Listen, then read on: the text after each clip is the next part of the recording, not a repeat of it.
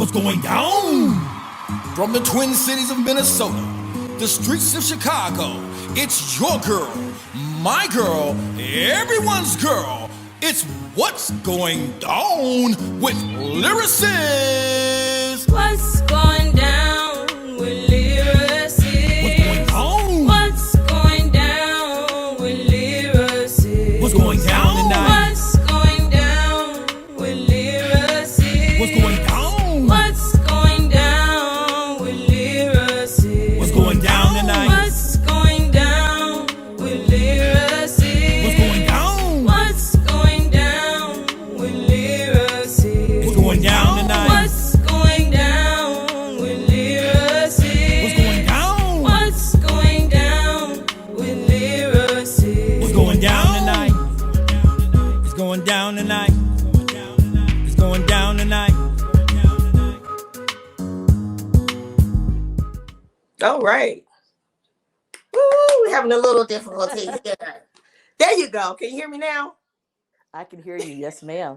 Yes, Eureka! We're like, yeah, we're all sorry, guys. So let's go ahead and I want to explain to the people at home who you are. Let's go to the next clip. Check it out. We got a surprise for you. Put a little something together for you. She is a recipient of the 2015 Legendary Award. In the 80s, she aimed for a gospel career. The late great Roger Troutman, band leader of the group Zapp, discovered her and landed her a record deal with Elektra Records. She recorded her first certified gold CD as well as several top 10 R&B hits such as We Lay, Go On Without You, Husband, and In Your Eyes, and many, many more. She not only performed on, but co-wrote the Zapp R&B hit single, Computer Love. Please welcome the legendary Shirley Murdock! Hey! That was only fit for a queen. Oh, bless your heart. I Only was so excited to come on because I need to find out what's going down. You like with that? Lyrasis. Oh, yeah. I'm so thrilled. And again, it's an honor to have you on this platform on What's Going Down. So I want to get right into it. I want to know, who is Shirley Murdock and what does Shirley Murdock, what do you represent? What I think I represent a young lady who grew up in Toledo, Ohio, who as a young girl discovered that she had a gift that was given from God, and who watched Shirley Temple movies, those black and white matinees, and saw a little curly haired white girl by the name of Shirley Temple and saw herself and said, one day that's going to be me. So I've had a really long journey. It's been an awesome journey with many ups and downs, many victories. I've lost some very dear people in my life, but I'm a person of faith, and it has been my faith and my relationship with God that's got me through the rough places. And I know that He is the giver of the gift and the keeper of the gift and the fulfiller of every one of my dreams. So look, right on. I'm living a dream come true. If it could be any better, I'd be jealous of myself. So God has really been good to me. Absolutely. Yeah. Who inspired you? I grew up listening to the greats like Aretha Franklin. Okay. I grew up in Toledo, so I was like right down the highway from Detroit. All of those, woo! I think something's in the water with them people in Detroit. Yeah. Motown and the Jackson 5 and the Clark Sisters. From the gospel, Gladys Knight. So they were really my teachers. I like I said before, I realized I have this gift from God. I think I came out of the womb singing because as long as I can remember living, I never remember a time when I could not sing and sing like a grown woman. So it was absolutely God. And, I thought I was Aretha back in the day. I was like, yeah. Like any little girl who had a dream to be a singer, stand in front of the mirror with the hairbrush as your microphone. Yeah. I was singing Dr. Feel Good like I meant it, honey. But I was like about 9, and Mom said, baby, I know you don't know what you're singing about, but you sound like you do. Why don't you leave that alone till you get grown? Right. But I mean, all those singers that, they held a master class. Yes. Meaning, like I said, I never studied, but I had those headphones on, listening to them, mimicking every lick, every chop, everything, and learn from them. And it was amazing and such an honor to one day have the opportunity to meet those fabulous people. Absolutely. So You and I have something in common. What's that? I read about you, girl. Well, and it ain't What you had heard? She can't sing, so it won't be that. But I read about you, and what it said is you had somebody that you listened to when you was a young girl, and so did I. And I'm gonna give you a little sample. Okay. It's a good ship. Like, Yes.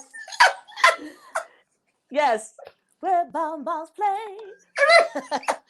On the good. Miss Little So Shirley you were- Temple. That little curly haired white girl. I said, okay, that's gonna be. And her name was Shirley too. Yeah, Honey, yeah. I said, So that's you gonna really be got me one something in day. common with her, not Come me. on, come on. But it's amazing how God gives you this.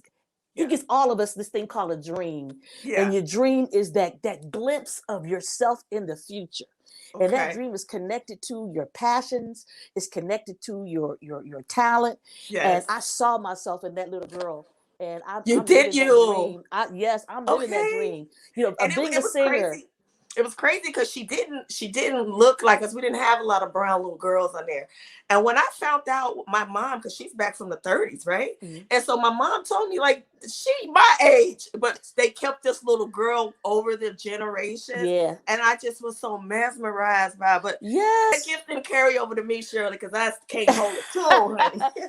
But you know, But what it's we cool. loved about her is she represented innocence and she represented talent, and she gave us joy. She You did. know, with her Yes. singing and her tap dancing and everything. It made us Yes. happy. She had And it so, all. and that's really what I wanted to do with my gift. I wanted to bring joy.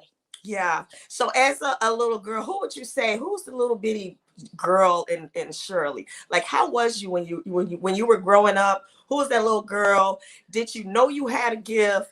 I And did. what age did you find out that I can sing?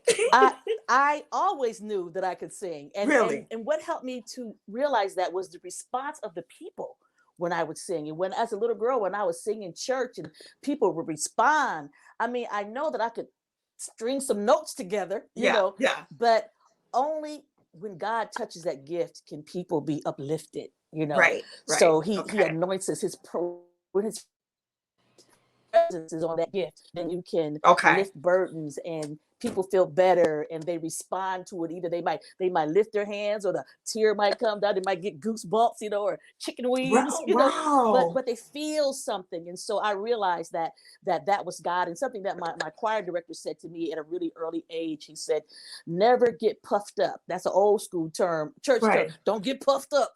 Don't get too puffed up. Okay. Because if you get puffed up, God can't use you.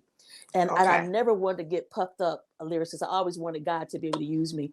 I mean, I used to sing in weddings and things like that. And I went to, you know, I sang in my church choir, in my Baptist choir. My choir was Baptist Costal, because we were Baptists, but we had Church of God in Christ influence. Yeah. And Yeah. young Yeah. people Yeah. getting saved, filled with the Holy Ghost. And I remember when I went to Catholic schools, I had that influence of, you know, of the folk guitar masses, where listening to white groups and things like that. Okay. I sang in weddings and sung songs like by the Carpenters, you know, Okay. just close to you, you know, just like me. Me. They long to be Oh, close wow. to you. And I remember even like singing a song called Ooh. Inseparable. Yes.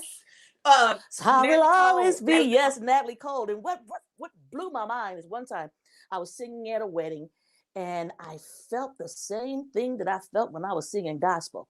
And I Okay. saw the people respond like I was singing gospel. And I'm like, okay, God, what is going on here? I'm not singing gospel. I'm singing a love song, but Right. I feel your presence, and I see the people responding the same way. And what I gleaned from that, lyricist, was that it's not what I sing, it's where I sing from. I sing from a place, you know, of that of creativity that God has touched. Okay. And so that's why people are touched by my singing. So it's bigger than me. Bigger than you. It's bigger than me. Okay. Yes. That's crazy. So you originally wanted to be in gospel music, right? Yes. What happened? How did you wind up in the R&B genre? Yes, love to tell you. When I started growing in my relationship with God, you know, as a young teenager, I really thought that gospel music was going to be, you know, the genre for me. And everything I did, my concerts, everything I did, I was seeking to be a gospel singer, but those doors never opened. Mm. What was opening was the opportunity to sing R&B, and I kept turning it down because I'm thinking, I am a born again Christian. I'm supposed to sing gospel. And then finally, I met Roger Troutman, who heard me because my cousin came to visit, who worked for Troutman Enterprises, and she took a cassette tape. See how long ago that was? A cassette. Right. Remember the 8-track? Come on now. I took a cassette of me back. singing "Jesus Is Love" by the Commodores. Okay. Father, help your children. And so, Okay. because I was ministering with a crusade that traveled all over the country called TETRIC, it stood for the End Time Revival Evangelistic Crusade, and it was based out of Columbus. So I lived in Columbus, Ohio for a while. I got laid off from the crusade and came back home to my job at Osterman Jewelers. But in the interim, Jill had, she took that tape to Roger. So they wanted to know that I want to make records. And first of all, since I really wasn't in the mainstream at that time, I was mainly into gospel, Clark Sisters, Walter Hawkins in the Family, the Winans and everything. And then even like I was good friends with Twinkie Clark of the Clark Sisters. Dr. Maddie Clark used to I saw that movie too. Twinkie called me up to do the midnight musicals, but like I said, those doors never opened. So my older sister and I, we drove down to Dayton, Ohio to meet Roger Troutman and Larry Troutman, and I told them, well, I want to sing gospel. And they didn't have any connections in that area, but they said, if you ever want to give this a try, we want to help you. So I left there saying thank you, but no thank you to them too. So, but I was like, God, why is this the only door that's opening? I think I'm supposed to sing gospel, but why is this the only door? So after much prayer and talking to my family and my pastor, I walked by faith through the open door, and the rest is history. But I promised God, that I would not leave him or forsake my relationship with him.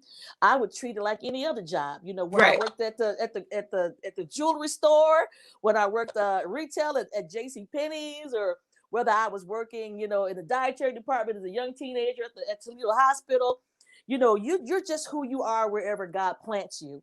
And so that's my testimony. So even when we were mixing the very first CD, I remember we were trying to finish it up, and I told Roger, I said, this record cannot go out without me saying something to the Lord.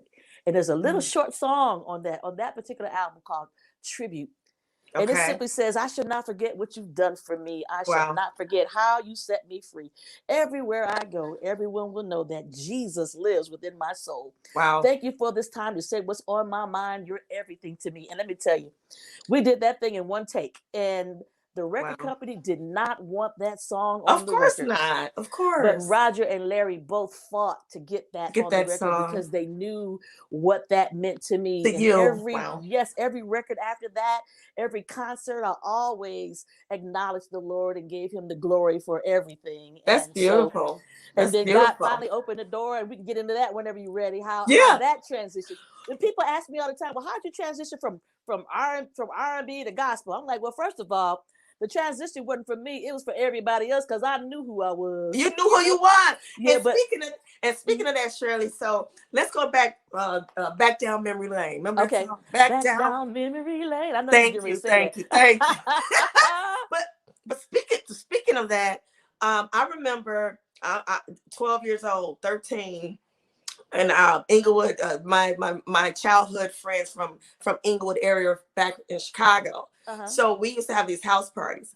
Yeah. And when I tell you, your song used to come on the last song they played as we left, right? And I was just now wasn't supposed to be doing no slow dances back then. Right. No. My mom might be watching. We call it slow dragging. You were slow dragging. I was slow dragging. And I remember just the memory of that song and how we all knew every word of it. Speaking of that, let's go to our third clip and let me show you something. Let's go back down memory lane. Okay, let's go. It's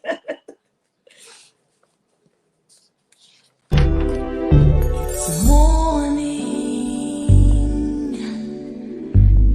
and we slept the night away.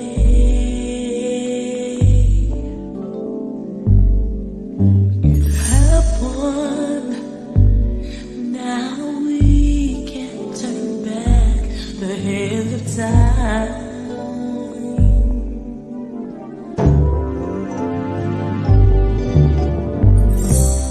Yes, we've stolen this moment.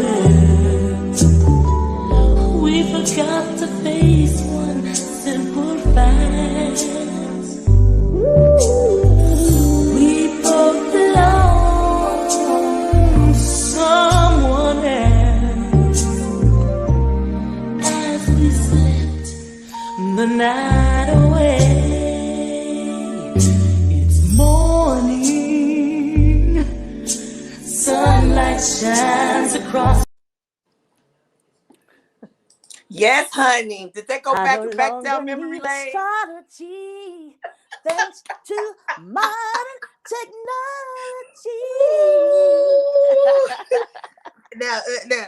Now We went way that back to the way that one back. right there. So let's go back for first. We'll talk about As We Lay. Okay. Because did you feel some type of way? Because I know that you're this spiritual person. Because I'm gonna tell you, I didn't know what they were talking about at 12 and 13. I just knew the song. Then when Yeah, as I became felt an some kind of adult, way. Of course, I felt some kind of way. I'm straight out the church, right? And you talking I about got some As We Lay? so I got an adult, and when I still because it's a classic. So you still like, yeah, but see okay, here. wait a minute. Go ahead. How did that come about, and what was your take on it? And Here's my because I take. see you fixed it, well, you've been fixed it, and I just didn't notice that you really put some consequences in there. Yes. That was the only way I could sing it. Well, see, first of all, Okay. As We Lay was recorded by another group that Roger produced called The Human Body. And that consists of Billy Beck from the Ohio Players, Larry Hatcher, who was a horn player for P-Funk, and Ray Davis, God rest his soul. Everybody's familiar with Atomic Dog, that real low bow wow wow. That's right, that's Ray Davis. So those gentlemen had a record out on Bearsville Records, and it was on their record, and it just everybody in our camp thought it was a hit because it's life.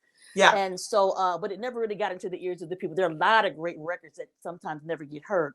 So while we were making my record, I was approached. I remember Larry, my manager, came to me and suggested that I sing As We Lay. But I'm like, well, first of all, I got a problem with the song because the problem I had is I didn't see people having any consequences. To me, it seemed kind of celebratory, As We Lay. But I said, well, the only way I will sing this song is if you let me add these lyrics. And what I added was, we should have counted up the costs, but instead we got lost in the second, in the minute, in the hour. And the reason is because there are consequences attached to every decision that we make in life.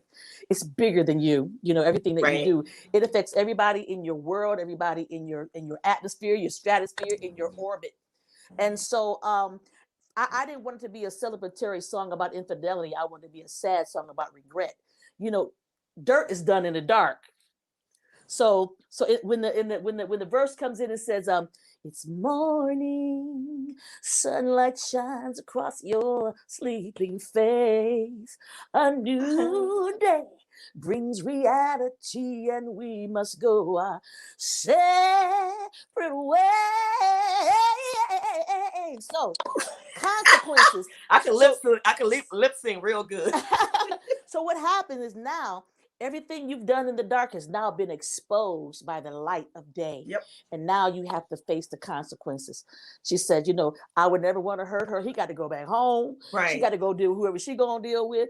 Because in life, sometimes we do make permanent decisions based upon a temporary situation. Absolutely. So what might feel good to you right now, you have to understand that there's a price tag attached to there's a price to that. So for me, it was a song about life. Now for me, it's a song about life. Now I feel okay singing it because I think that people can learn lessons. But what I did find out is a lot of people found it to be like their theme song because of what was going on in their own personal lives. And I understand that too. But in concert, and when I have a chance to talk about it, I get a chance to really put that button on it to say, okay, now this is really what the song was saying. Right. Which also made Husband. And I didn't write the song. Larry Troutman wrote it, and so did along with Billy Beck from the Ohio Players. Okay. But the follow-up song on the next album was Husband, which was not saying, hey, I'm going to be somebody's side piece. I'm going to be somebody. No. She says, I'm a lady with class. I know that my desire will pass. Right. This will not occur. You're that lady's husband. So if you find yourself in the As We Lay situation and you made a bad decision, now you can learn and glean from the mistakes that you've made. You can take that wisdom to the next thing, because guess what? It's going to come around again. You're going to have to make a decision once again if you live long enough, right? So now you have the strength to be able to say, no, hey, I got too much class. I love myself better than that. Absolutely. Wow. Let's now one of my favorites, still a classic. Let's talk about Computer Love, right? Yes. So, 1985, 86, number 8 on the Billboard and R&B chart in 1986. Oh my goodness! So this was one of the classic songs. Now, what I didn't know is that Charlie Wilson singing on that too. Charlie Wilson is singing on it. I wrote the verses to Computer Love. That song started off. My husband started the track for Computer Love from another song that he co-wrote on the Sugarfoot record. A song called "I Will Be Your Star." It's got that beat, you know, that boom, boom, that from a song called from "I Will Be Your Star."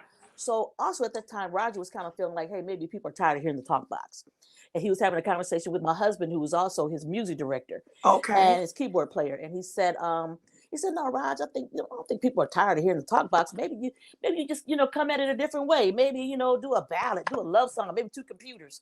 So Roger took that and ran with it and got that hook, Computer Love, on top of that hot track.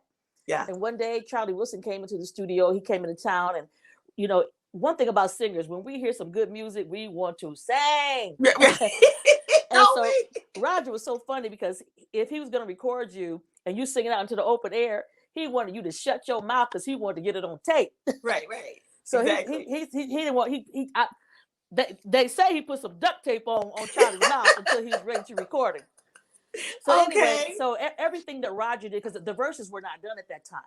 So everything that Roger did, digital love, yes, computer love, digital love, beautiful love. So Charlie Wilson tore that thing up. Okay? I mean, did you know it was going to be a hit? Did you know it was going to be a hit? No, we didn't know. It felt good. It felt good. Okay. But it's amazing because who knew that, over 35 years later, how much computers would be a part of our lives. And we think about even with the pandemic. That you and I are talking on StreamYard and sometimes it's Zoom, but it's our computers, it's our devices. We had no idea. And there's then so many people who actually met their significant other online. Online dating. It wasn't even a computer or online dating back then. So that's what I'm talking about. Visionaries. It's just I don't know. Yeah, that was crazy because I was like, what are they talking about? We was singing it, but yeah it came. And and when I was writing the verses, I was really thinking about Raj, and wanted him to find somebody special because my husband and I, we were growing in our relationship, his friendship and things like that. When you're in love, you want everybody around you to be in love, right? Yeah, exactly. And so I've been searching for someone. So it was really kind of like I was writing about Raj, Yes. And I've been around from hot sexy mamas to cool prima donnas. Ooh. I want to share your treasure, oh so rare, because it's your face I've seen on my computer screen. And then and certain lines I would do, Roger would come back and double it with the talk box. So it was like a blend of the talk box and my voice together. Wow. That kind of brought a little bit more uniqueness. So it was a beautiful music marriage. Beautiful. And, that's a classic because if I hear it now, I'm like, oh, just take you right back until, to those days when we used to listen to it. That was a classic. And so what's amazing, Lyrasis too, is that for it to survive into so many generations, even today, you got people like Usher and Neo and Jeremiah and Justin Bieber, sampling and we had like EPMD, we had Biggie and Tupac, it just continued to live through the generations. So it's really an honor, that they would think so much of your music to want to include, to be inspired to, in their own music. And so it's like, and the check ain't bad either. Right. Okay. One thing I read something else. So Roger once told you something, and he said something like, the key is by you touching people. That's the key. Oh yeah. So let's talk about that. Yeah. Well, see, As Relay was really hot. It was on the top of the charts. It even crossed over into the pop charts. It was in, I think, the top 20, in Billboard's pop charts. And so he said, hey, baby girl, we're going to talk. He said, because that record can't stay on the charts. He said, so when we finally sat down to talk, he said, right now, As Relay is on the top of the charts. He said, as far as the record company is concerned, you're the best thing since ice cream and sliced bread. He said, you know, the record companies, they love you. They got your poster up. They'll name their kids after you. Wow. He said, but when that record comes off the chart, honey, they're going to take your poster down, put somebody else's up, and you will be lucky if they accept your phone call. Wow. Well, even prior to that, you know, he and Larry, who was both of our managers, he asked, do you want a hit record or do you want a career? Hit records go up the charts and down the charts, but career, it takes time to build a career. Yeah. And when you build a career, then you can last in this business for a long time. Absolutely. But Roger said, I want you to remember this. He said, do a great record, do a great live performance, but this is the key. Stay touchable to the people. Right. And they will support you for the rest of your life. And so whether I've had a record on the charts, off the charts, I'm here over 35 years later talking to you, still surviving, still doing it, still being able to do it, praise God. You know, because of just being of simple things, of being touchable to the people, taking the time out after the show to sign an autograph, take a picture, running through the airport. Come on, baby, walk with me, sign the autograph. Exactly. Because you know, because we get to, our dreams have come true on the blood, sweat, and tears of people who support us. Right. People who go to a 9-to-5 job. Maybe they don't like it. Maybe they don't like their boss. Yeah. Maybe they don't like their job, but they'll take that money, their light bill money, their gas bill money, whatever, and they'll buy the tickets. They'll come to the concerts. They'll come to the plays. And so, so I've always felt like, you know, I'm in the red. I owe you. So first of all, my all thanks and praise goes to God first, who's the giver of the gift. But if it were not for the support of the people, I couldn't do what I do. And so you got the heart for it.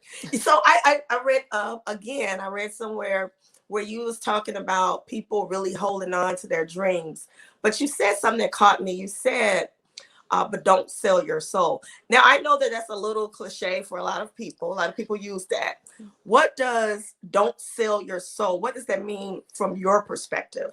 Well, actually, it's the scripture. It says, what does it profit a man to gain the whole world and to lose your soul? Your soul, to lose yourself, your sense of who you are, being true to yourself, being who God has ordained you to be. So, you know, you can have all the money in the world. There's a lot of people who are rich and they're ready to jump out the window. Yes. So, you know, money does solve a lot of problems, but it cannot make you, it does not bring happiness. It can help in situations, but listen, money can't even spend its own self. Right. Money can't pick it. Money can't take itself out your purse, out your wallet, and go buy itself an ice cream cone. Okay. Right. So we have to know that money, you know, can be a blessing for you, but it's all. I also think that we're blessed to be a blessing. God doesn't just bless you just for you, just to be blessed you and yours. He blesses you to be a blessing to other people. And so that's to. I think, you know, for a woman to, let's just talk about just being a woman. I'm not gonna sell myself and give myself just to have a record. I'm going to, you know, because, you know, being a young woman in the business, you get hit on, you get all kind of propositions. Yes, you know, but I can, at what cost? You know, you know, can I wake up in the morning and look at myself in the mirror? Yes. And feel good about myself. You know, and feel good about myself. Yeah. So to lose your soul, your soul, that's the core of your core of who you are. You know, your mind, your emotions, your intellect, your heart. So so you know, you don't sell yourself. You're valuable. You're valuable. And if somebody can't see that value, the value in you and who you are and whose you are, then they don't deserve you and what you have to offer. Yes. Thank you for that. Now let's talk about your new project. Okay. Moving to the project. I want to show the audience. Let's play the next clip. And we're going to come back with Shirley Murdock, and we're going to talk about what's going on now. No, what's going down? What's going down? What's going down? What's wrong, babe? Oh, man, it seems like everything is just so much on edge. It seems like everything is getting ready to just explode at any point. Well, honey, I just believe everything's going to be all right. You believe everything's going to be all right? Why do you believe that? Because God is in control. That sounds like you. That sounds like you. Are you sure you believe that? Yes, I believe it. Look, we just have to have faith, right? Yeah, Faith is yeah, the substance of things hoped for, the evidence of things unseen. Not Like yet Mama seen. said, baby, faith is stepping out on nothing and landing landing on something. You know, it is amazing, though, that everybody's praying for the same thing, that we would all come together. But what happens if we don't get ready? I'll tell you what'll happen. What'll happen? You'll miss it. Oh, come on. So, man, I want to try to do like you, Shirley. I think it's time to start believing. So you believing, right? I believe it. Well, let me see this. Let me see this. Let me see what happens here. So you sure you believe? I believe it. Well, here's one of my favorite songs. I believe healing is coming. Yes, I believe. People get ready. There's a train. Yes, honey. No. That's you gotta say hunte. Hunte. Now, that's just a commercial. That's just a commercial for I the song. know. I had to give a taste. I got something else that's coming up too. Tell the audience about this project and what is all of your project about? Because it seems like it's going to inform us about a lot of things.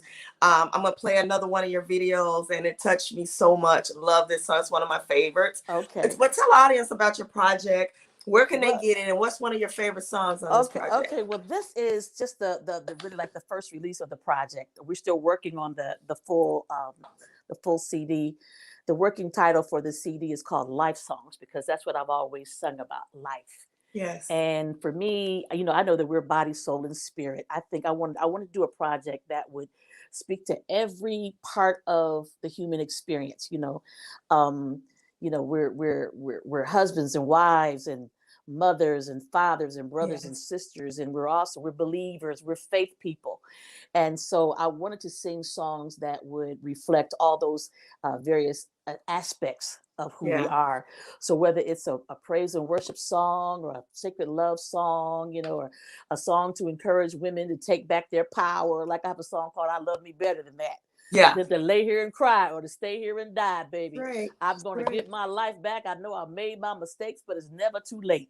I want songs to just empower people. Yeah. And so with everything that was going on in 2020, 2020 was rough, baby. Woo. Yeah. With COVID, and so many people have lost so many loved ones, and people have gotten sick. I've had family members to pass away from COVID, some family members who had it and survived it, and all the vitriol that was in that atmosphere, all the negativity, and as well as the social unrest and injustice that was going on with the protests in George Floyd, Breonna Taylor, and way too many to name.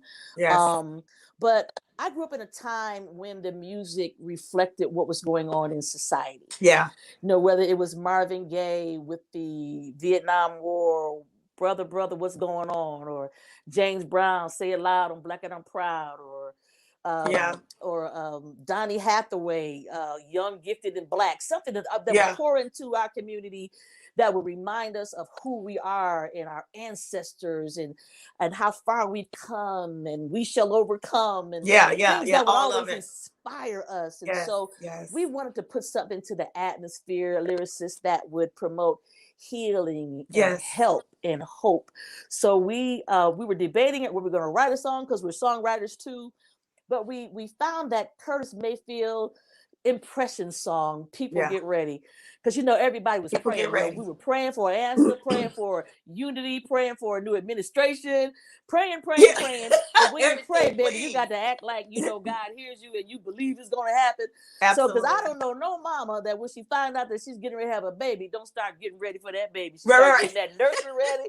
She start figuring out her maternity clothes, because them clothes are too tight. Everything. Everything, right? Everything. And so when we pray, we're praying for an answer, praying for a cure. Now we got at least 3 vaccines. And a woman out of North Carolina, a Black woman, was responsible for creating I think it was the Moderna vaccine. And I know our people, we have a lot of She was one of the scientists or something like that. Yes, yeah, yes. Absolutely. And women, just women, period, played such a pivotal role in the creation of these vaccines. So that's girl power, baby. Yeah, girl power. That's right. And so we wanted to encourage and say, get ready for this change, because you don't get ready, you're going to miss it. Will you know it when it comes? So when we pray for an answer and the answer comes, it's just like, have you heard that story about somebody? They were the storm came and they went up on the rooftop because the house was flooded, and they on the rooftop and they was praying, Lord save me, Lord save me. And then somebody with a boat came by.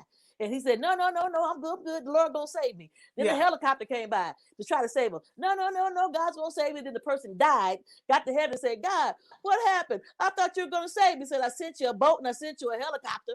So, wow. So we've been praying for an answer. Now we have an answer. So absolutely, it makes sense.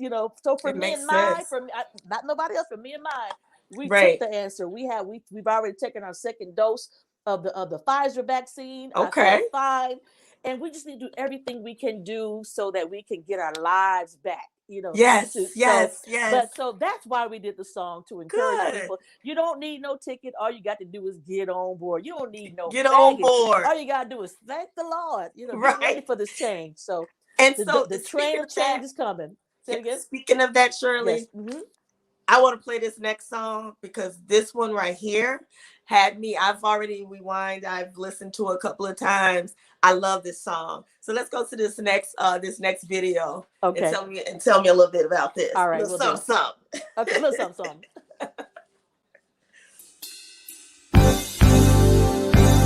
I love me better than that. Yeah. I'm going to get my life back.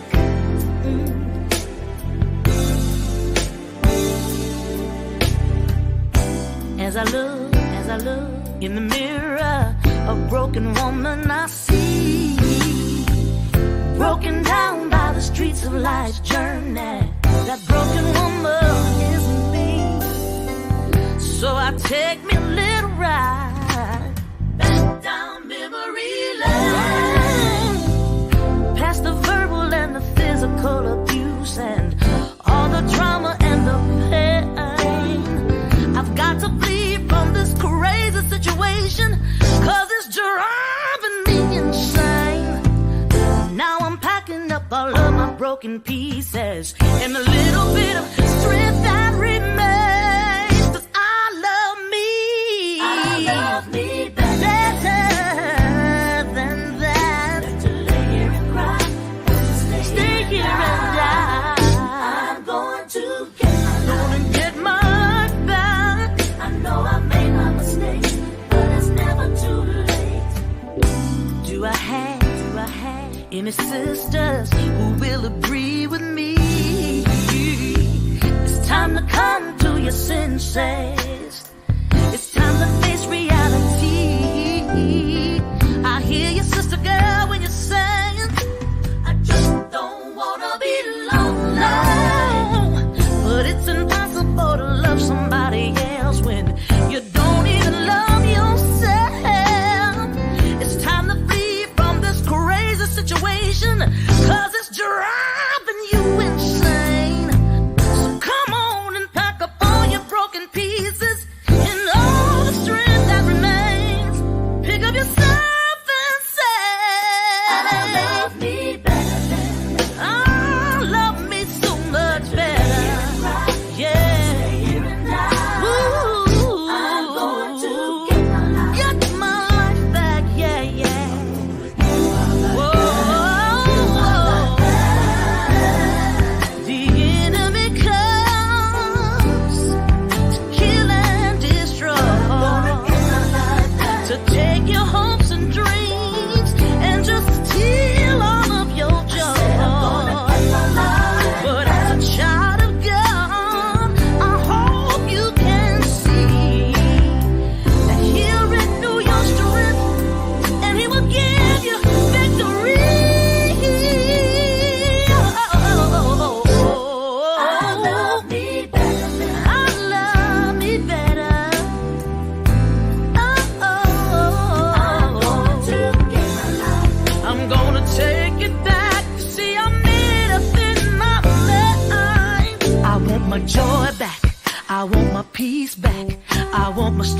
back. All my sisters help me say, I want my joy back. I want my peace back. I want my strength back. Whoa, I want my mind back, my self-esteem back. I want my keys back. Say it, say it, say it. I want my mind back, oh, yeah. My self-esteem back. I want my keys back. I want my hope back. I want my dreams back.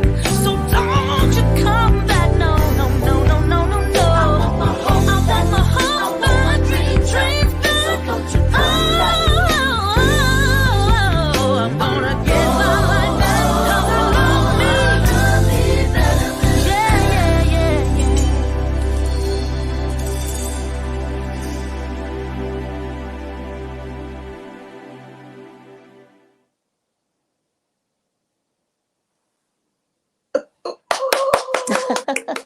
Woo!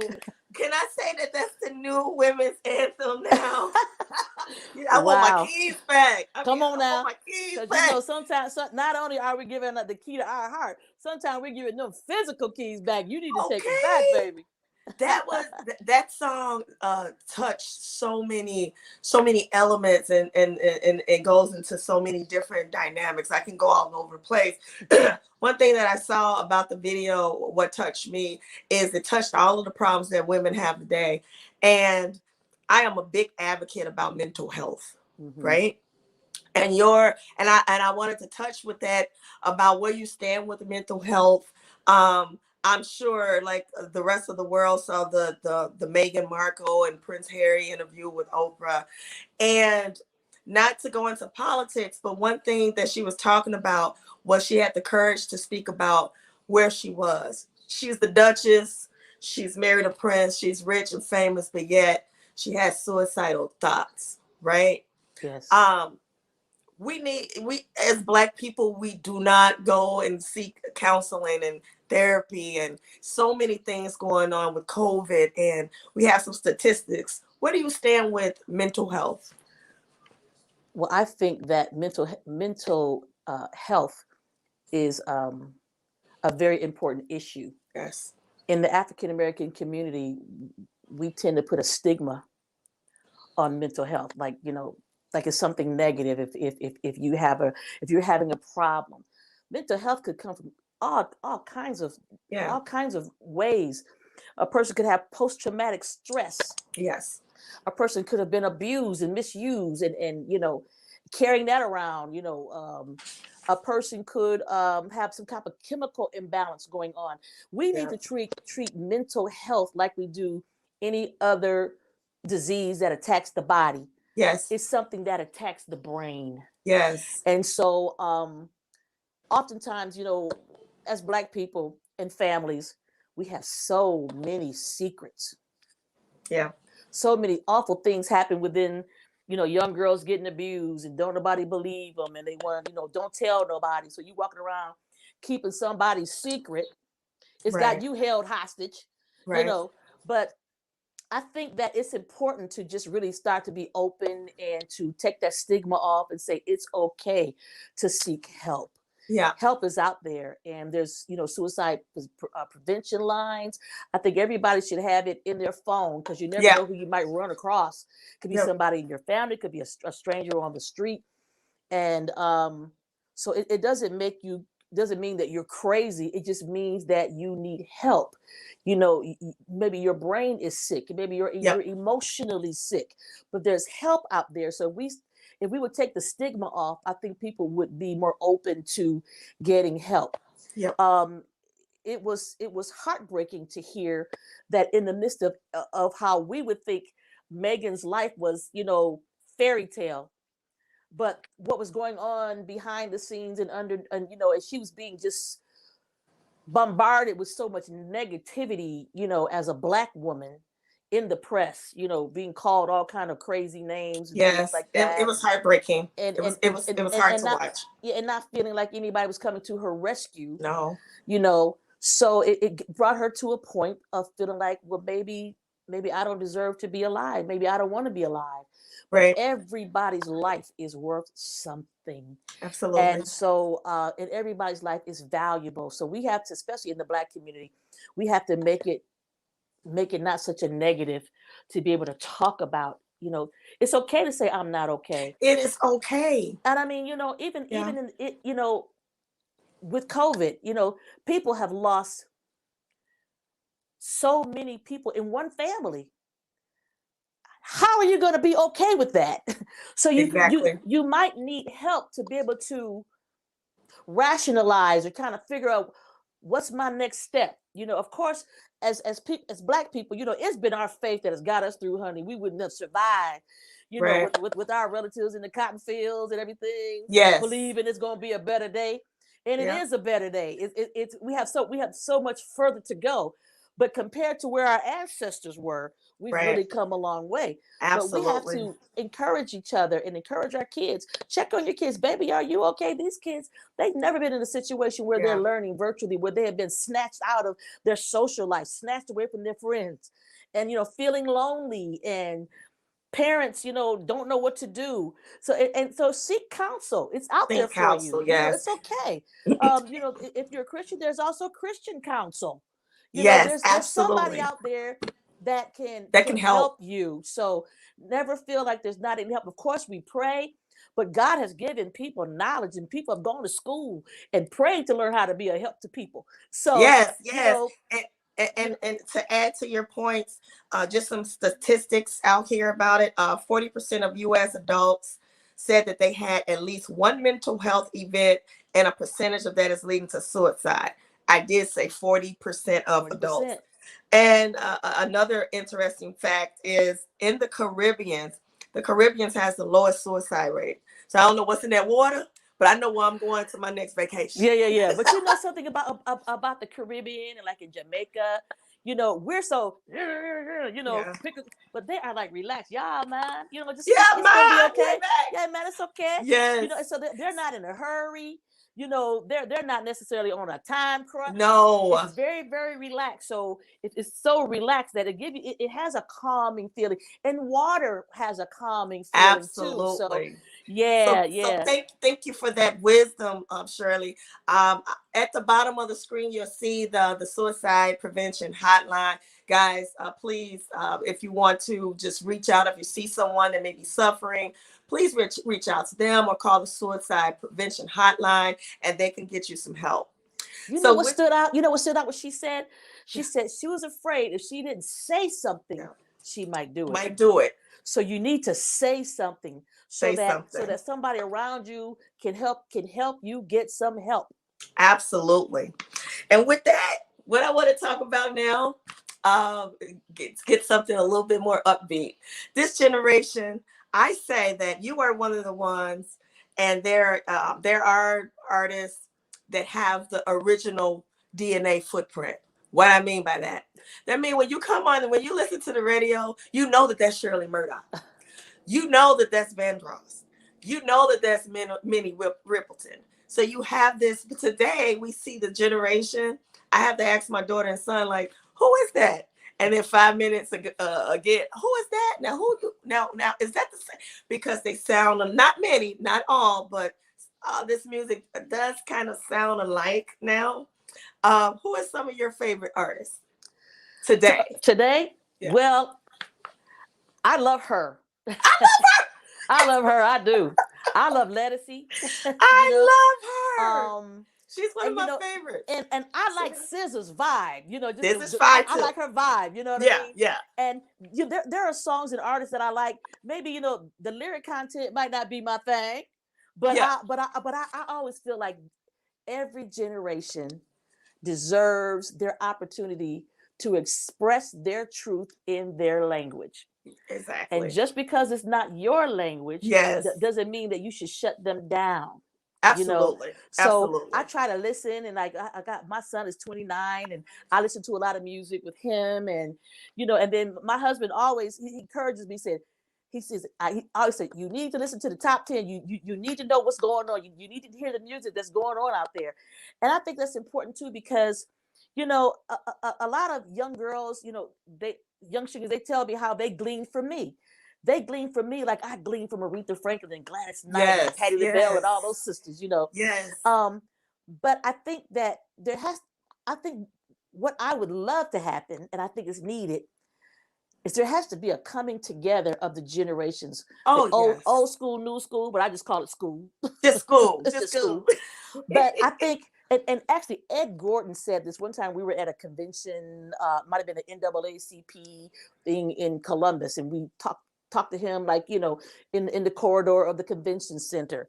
And he was telling how he was coming out of the meeting, and they were talking about how can they bridge the gap between the generations. And he said something very profound. He Yeah. said, you know, it's like runners running a relay race. Hmm. When that runner is coming up on that next runner, and he or she is holding that baton, Yes. got it out front, running, right?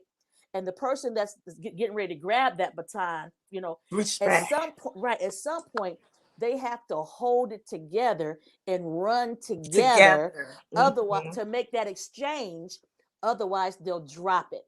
Yeah, So there's drop got it. to be some kind of way where our generations come together, and we can hold the baton of this music together, because there's some things that we can share with them. We have wisdom and We have experience that wisdom. we can share with them, Yeah. and they've got energy and They got, innovation that they yes. can share with us. And can you Absolutely. imagine what the music business would be if there was ever that real exchange and we share with one another? Can you imagine what would come out of that? What would blossom out Yeah. of that? So I know that personally, the young people that I meet, I try to make that exchange and share with Yeah. them, like what Roger shared with me about, do you want a career? Do Yes. you want You to hit pass the record? knowledge. Or Yes. you know, and I remember a young lady was really coming up her career. She's really, really famous. I'm not going to say who, because I ain't trying to bite off that.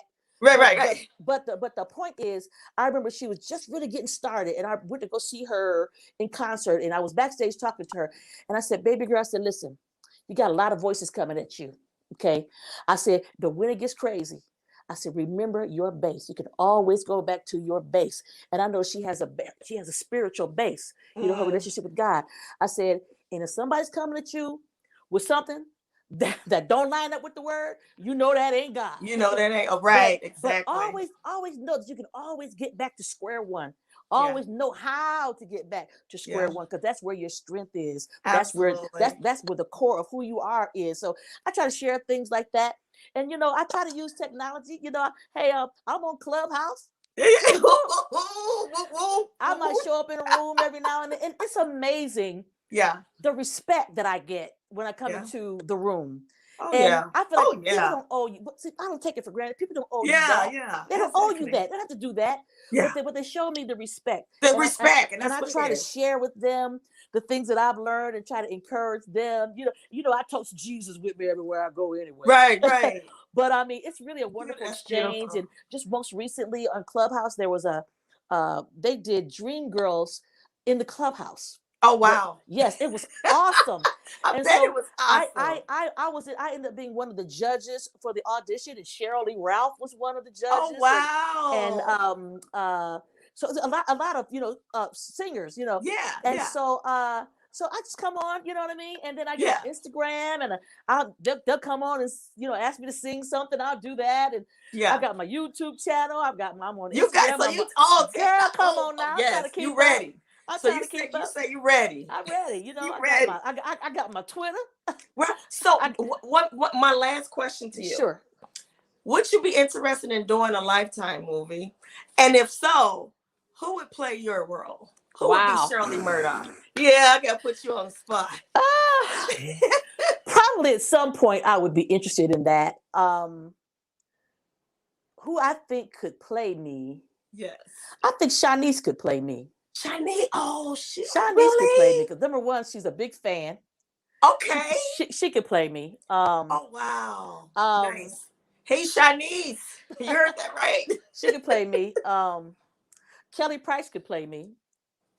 Yes, I Kelly can see could play that me in a too. minute. in a heartbeat. Wow. You know, but I think there would have to be some at different ages. You know what I mean? Different Yeah, well, stages of my life. You different know, phases of your life. yeah. That would be So, interesting. yeah, You heard that would that be something. Lifetime. We want to see that. Yeah. Make it happen. Well, Shirley, we're coming on our hour. Oh my goodness. How did you feel? Did you have fun? On what's I going did. down Time there? flies when you're having fun, honey. Thank You you did? so much. Thank you. Oh my goodness. But before you go, I would love for you to sing. Can you just sing What's Going Down with Lyrasis, on out of here? I want to do it. I want to hear it in Cheryl's, your style. Okay, so okay. Shirley style.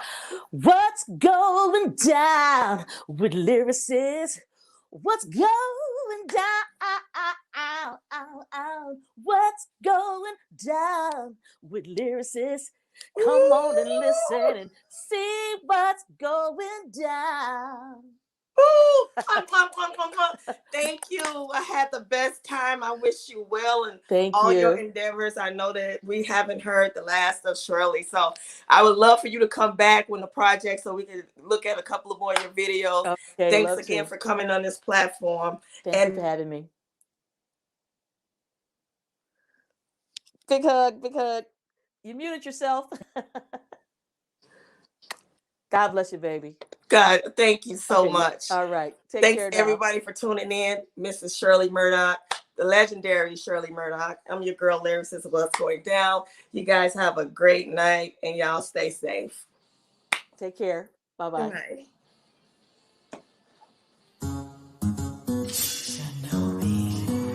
What's going down? From the Twin Cities of Minnesota, the streets of Chicago, it's your girl, my girl, everyone's girl. It's What's Going Down with Lyrasis.